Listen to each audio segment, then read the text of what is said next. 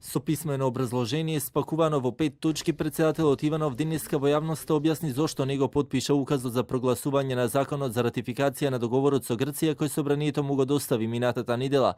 Во образложението во една од точките Иванов вели дека спогодбата нема уставен основ и не е ратификувана во согласност со уставот. Исто така, во друга точка вели дека спогодбата се коси со резолуциите на Советот на безбедност и Обединетите нации, но и наведува дека со тоа земјата е ставена во подчинета положба.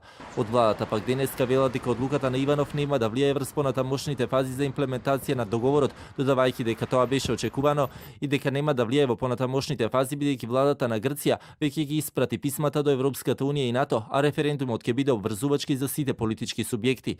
И пратениците од парламентарното мнозинство денеска со критики за одлуката на председателот на државата. Пратеничката од СДСМ Фросина Ревенски вели дека со ова председателот Иванов не само што се меша во работата на собранието, туку има политичка и кривично правна одговорност. Председателот на Република Македонија во овој контекст на настани поврзани со овие случувања и последиците што ги произведува, има не само политичка одговорност, има и кривично правна одговорност.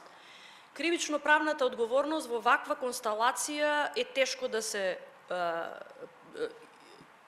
историка целата постапка, имајќи во предвид дека и Уставниот суд и двотретинско мнозинство одлучува по однос на таков вид на одговорност на председателот.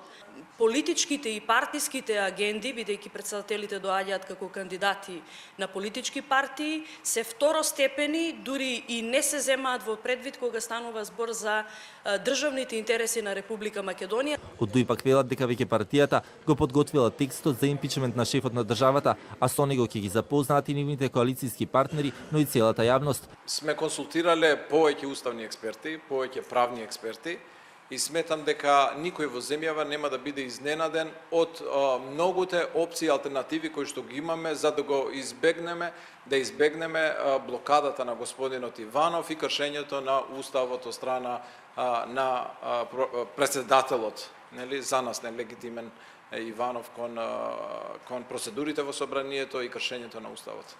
Од опозицијската ВМРО ДПМН која бојкотира ратификацијата во законодавниот дом, денеска се вратија на седница во собранието, но решија да не го коментираат враќањето на договорот од страна на шефот на државата. Законот за ратификација на договорот со Грција кој не го подпиша Иванов најверојатно следната недела повторно ќе се гласа. По второто гласање председателот мора да го подпише, доколку одбие како во случајот со законот за јазиците, тогаш планот на мнозинството е да го објави во службен весник само со подпис на собранискиот спикер.